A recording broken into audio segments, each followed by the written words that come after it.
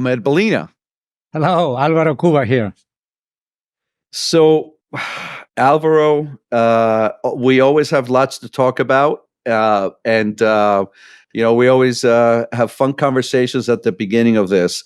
I think after going through our first Ask Me Any Question in the AMA, we wanted to just talk about like these questions, right? We're getting these great questions for you, but we want to encourage you to submit more. We've got probably combined, 70 years worth of manufacturing experience, right? There's a lot we've seen, and we'd like to help in any way we can. Alvaro, what do you think? Yeah, this podcast and this meetup is for all of us.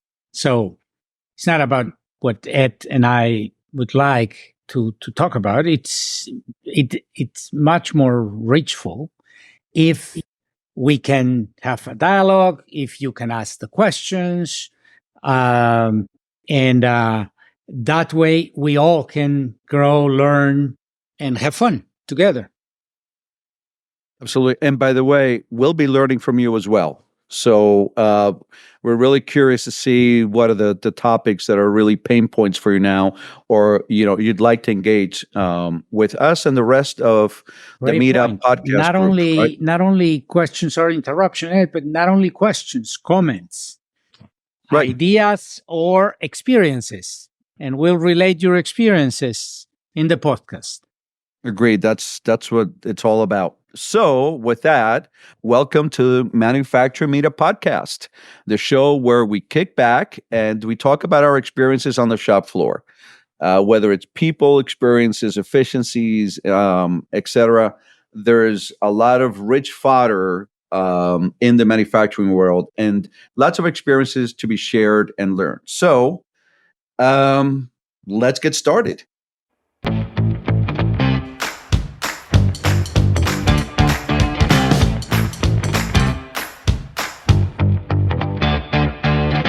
This episode, we have two questions. One was, what was the best training that you had during your career? And the second question was, or is, what are the two most important tools that you should bring into the shop floor? So, starting with the first, let me give it a go at lots of good training in my career, but one stood out, and this was when I was coming from Latin America to the US with Kraft, and I had to learn the new culture. So they organized for me at 360, and this 360 was in a couple of weeks the opportunity to meet, not only to meet, but to experience a lot of the end-to-end supply chain plus stakeholders. What I mean by that, so I went to visit some of the most important suppliers and talk to them and ask them what they were thinking. I went to a couple of plants and saw what they were doing and how they were interacting. Then I went into logistics. We distribute products directly. So 5 a.m, go to the truck, help to load the truck, go to the store, unload, then go with the merchandisers, help put the product on the shelves, go to the customers, talk to the customers, ask what they think, how they feel about the service. And then internally with peers, I had a very fun visit to the stock exchange because... Oh, that's so cool. Yeah, our stock is there, so it's important. Whatever we do, it has an impact. I had a discussion with one of the directors. I went to the headquarters. So it was a 360 that allowed me to understand the end-to-end supply chain first, the peers and stakeholders, and the different parts, where were our strengths, opportunities, and in all of them, I was asking how you think in this new role I can contribute or not. So when I finally sit after 2 weeks on that, I felt that I had a lot learned, and I was ready to go. That's How I about was you? well, I was going to ask you how long you did this, because I mean that's that's a lot of heavy lifting, right? No pun intended. The Pepsi side of that, or equivalent of that, is what we call route rides, right? And that's where you jump on a delivery truck with either a route salesman or a bulk delivery person, and you help them, right, deliver the product and all that. So the sales folks always liked it because it was extra help on the truck. And somehow I always wind up carrying more boxes than the driver. I was like, okay, yeah, I get it, You right? you you you are the rookie, so you do the heavy lifting. Absolutely. He found himself a Sherpa, you know? So Yes. you go out there, do what you, it was always Yes. fun. And, engaging with the front line, right? I mean, we engage with the front line in our plants all the time, right? Most of the facilities that I ran, not only were we manufacturing facilities, we're also distribution centers. So we loaded trucks that got delivered the next day to the store. Right? That's the direct store delivery model. And you'd always get that kind of interaction with the loaders. I mean, Yeah. with the drivers, except when they call and complain about misloads or out of stocks. But it was really great to see what these folks go through. And I went on a route ride in the middle of Philadelphia. Oh my goodness. All those one-way streets that go the wrong way, the traffic, right? Yeah. How do you not The double park? timings that you need Oh, to do the oh, perfect timing. you got to hit your times. So it really sounds like a fantastic experience. Oh, that's It, awesome. it, it was. And besides the logistics, the manufacturing, customer, suppliers, Right. headquarters, the stock exchange, and all that. So it That's was very quite fun. cool. How about That's you? awesome. What was your the best training in your career? So like you, I've had a lot of different training courses over my career, and it was hard to pick just one.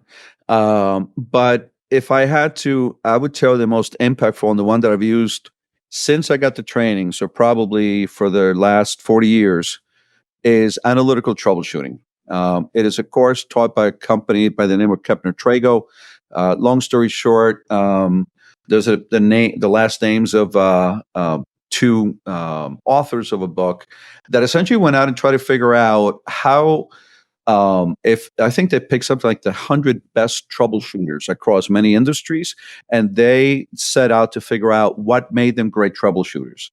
And based on that, they came up with a program called Analytical Troubleshooting that is a little painstaking and time consuming, but it's a very logical, rational approach to solving problems. So, as you know, my first company, fresh out of school, was Procter and Gamble, and they did an amazing job of teaching folks. I joined them in Hoopity, Pennsylvania plant in '82. They had a dedicated training center where you could sign up for courses. And ATS has really been the most impactful in my career, without a doubt. As an engineer, it appeals to me because it's a very structured way of thinking and a very logical, rational approach to problem solving that really yields great results. Another component of that you get when you attend analytical troubleshooting training is potential problem analysis. And let me tell you, that has saved my bacon so many times, right? When you're installing a new piece of equipment, right? And you ask people to sit down and help you develop a potential problem analysis. Like, what could go wrong? How do we prevent it? And if it does happen, how do we mitigate it? And my goodness, simple things like bumping every motor for rotation, right? Before you need to start. You don't want to be, that person that starts up a line and now has to immediately shut down because they realize the conveyor is running backwards. Right. And it's very simple to check. So analytical troubleshooting. In fact, my two GMs will be attending that course sometime this year. As a new enterprise, it's not like we have a ton of training dollars, but I feel that one is so important that I'm going to send both of my GMs to that. I love your pick. It certainly, and it not only applies to manufacturing, or it applies to everyday life. No, it becomes very efficient. It's safe, and it saves a lot of time. By the way, So It yeah, I it love it it. does. I believe it or not, every time I switched companies, right? So I went from P&G to Scott Paper to Pepsi. Um, I also used another tool they teach you there, which is called decision analysis. And as corny as it sounds, my wife and I actually sat down and we brainstormed like the 28 criteria or things that are important to us, right? Geographic location and all that. And then we weighed each of the options: stay here, grow my career here, or move on to your next role. And it's a numerical exercise. And I use that for every career move that I made. Well, imagine my case with 9 moves, You forget it. 8 different countries. So not only for the decision, but for the move itself. The move. A lot of potential problems in those Lot moves. of potential problems. Yes. Okay. Thank you for sharing it, and I think it was a great one. So moving to the second question is 2 most important tools that you would bring to the shop floor. The first for me is your safety gear. There Absolutely. is nothing that can replace that. So never, ever hit the shop floor if you don't have the right safety gear. Not only the safety gear, but the right one. No, every different facility, depending on the hazards and all that, they have some specifics. No, and you should wear it. Someone should check on you, and you go to the floor. I always encourage everyone in the floor, and I was very thankful when I was going into a plant and someone was coming and say, "Hey, your earring is off," or "Yeah, no, you need to put the hair under the net," or "Your gloves, it's that knot or this." So I had a boss in my Bungie times very early in my career that used to say, I come with 10 of these and 10 of those. I want to go back home with the 20 complete. I I hear No, you. Leave no body please parts behind. do it. Yes. Please do it like that. And always helps, and it also brings culture, no? Because Yes. if I am disciplined to do that, if I have the discipline to look at my peer to my right and my left and make sure that they are using the safety equipment the right way, then right there is cleanness, is efficiency, Yep. is camaraderie, is caring about the others. That goes into whatever you do. Those principles apply. So Yeah. They follow, and safety is the one thing that I think everybody can agree upon. Even in locations where we've had kind of a challenged labor climate, right? If it organized labor and maybe the relationships weren't great, usually the first place you went to start building jointness was safety. and Right. trust. And trust, And right? trust. It was like, hey, you know what? This is good for all of us. This is something we can all agree upon. So let's start working together to make this a safer workplace. And from there, right, you can start moving on to, hey, how do we jointly help run this enterprise? Because your employees need a job and we need to have this work done. It really works out well. But as you were talking about safety, one of the most impactful things that at least for me, that I experienced was when in one of the companies I work for, we decided to update the lockout tagout tags, right? Which usually they'll have the person's name or whatever, right? And the date that it was put on. Well, we actually used employee pictures.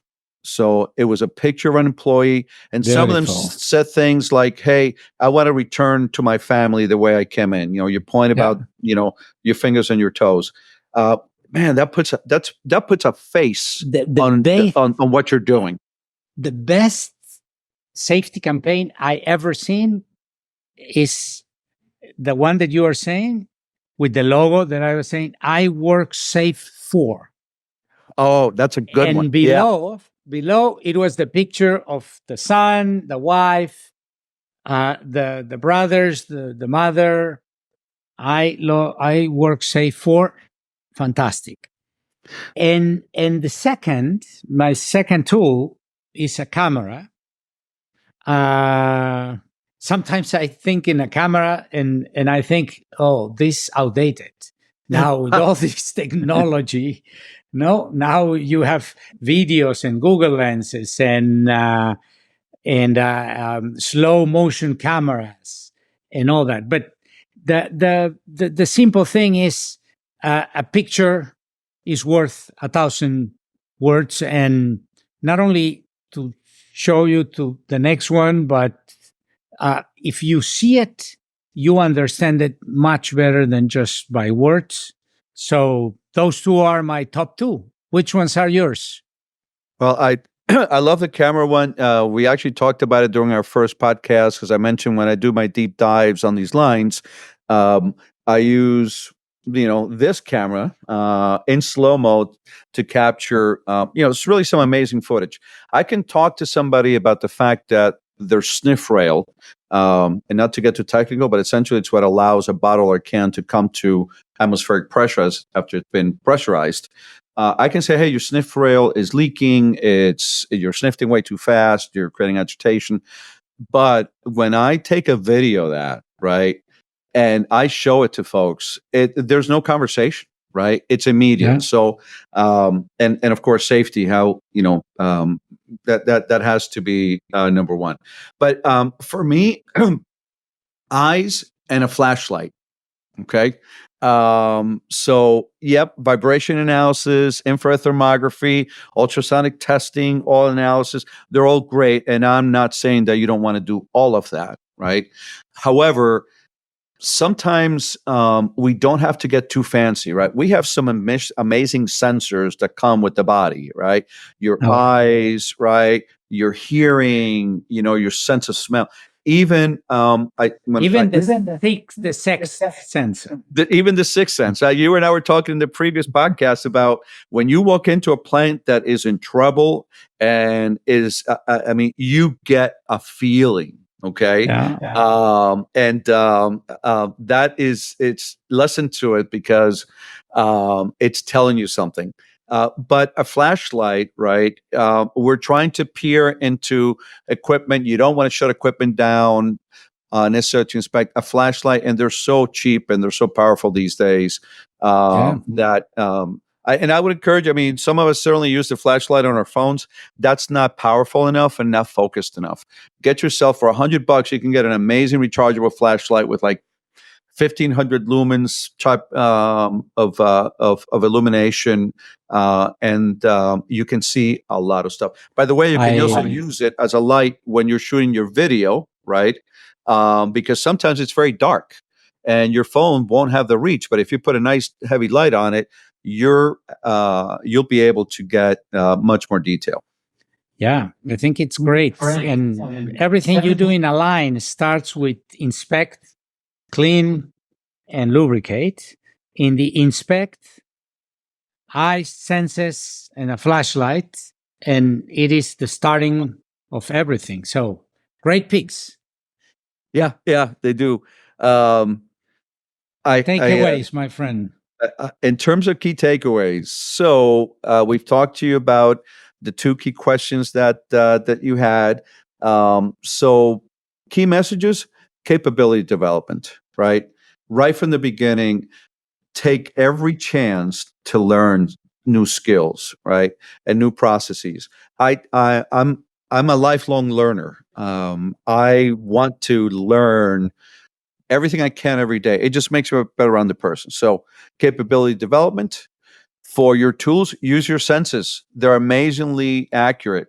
Believe it or not, a human hand, and I'm not advocating anybody stick their hands in equipment, but a hand can stay on a surface up to about 145 to 155 degrees Fahrenheit. Anything above that, your hand will feel like you're burning, right? If you walk by a motor, right, and you put your hand on that motor, obviously safely, and you can't keep your hand on it for any more than a second or two, or a gearbox, that's a problem. That should not stop the motor. Stop, because something is something awry. Is off.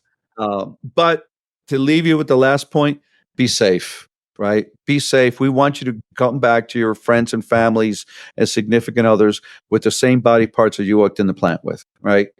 Nothing we do is worth getting hurt for, right? That was a slogan of one of my Absolutely. employees, but it holds true. So, uh, with that, I think we're ready to wrap up. Yeah. Thanks for tuning in today. This is our Ask Me Anything episodes, but they're only as good as the questions that you have. Okay. We really want to know what are those pain points. So, what are the things you'd like to hear us talk about, and then comment. Listen to the podcast. Give us your opinions. At the beginning of all this, Alvaro and I always promised you that we were going to have answers. We just didn't tell you that they were all going to be the right answers. Okay. So please We'll let us always know. have something to say. We'll have something to say. That is a fact. So, well, buddies, that's wrap up today's episode. Thank you so much for joining us on the manufacturing meetup. And we hope that you continue to join us and send us your questions, send us your stories, and everything is going to be great to meet you at this meetup. Perfect. So email us at mmu@augury.com, right? Or you can find us on the endpoint.